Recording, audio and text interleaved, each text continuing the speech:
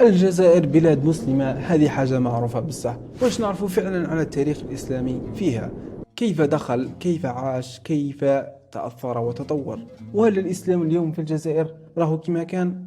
خلينا نحكي على الدين الإسلامي في الجزائر.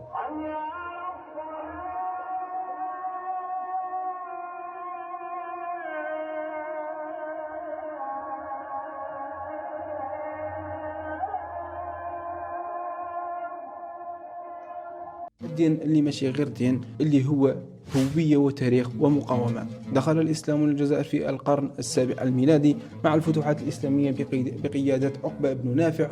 في البداية كانت هناك مقاومة من بعض القبائل، بصح مع مرور الوقت تقبلوا الإسلام وتحول إلى جزء من حياتهم، لدرجة أنه بزاف من العلماء كانوا من تلك القبائل.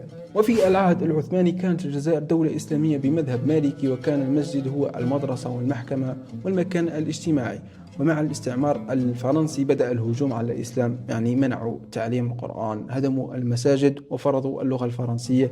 بالصح الشعب الجزائري تشبث بدينه، والمدارس الحرة مثل جمعية العلماء قاومت بنشر الدين والهوية. بعد الاستقلال رجعت الجزائر دولة إسلامية في الدستور، بالصح كانت هناك فترة صعبة خاصة في التسعينات ما نحكوش عليها. الإسلام اليوم حاضر في حياة الجزائري، من صلوات، من رمضان، من أعياد، من الزواج والعزاء، حتى القعدة اليومية. الناس تقرأ قرآن، تشوف دروس وتحب الخير. بصح كاين تحديات، تيارات دخيلة، تأويلات خاطئة، الناس تستغل الدين للربح أو للفتنة. لهذا لازم نرجع للفهم الصحيح، الرحمة والأخلاق. الإسلام في الجزائر ماشي مجرد دين، راهو دم في العروق وصوت في الأذان، وهوية خلاتنا نصمد قدام الاستعمار والضياع.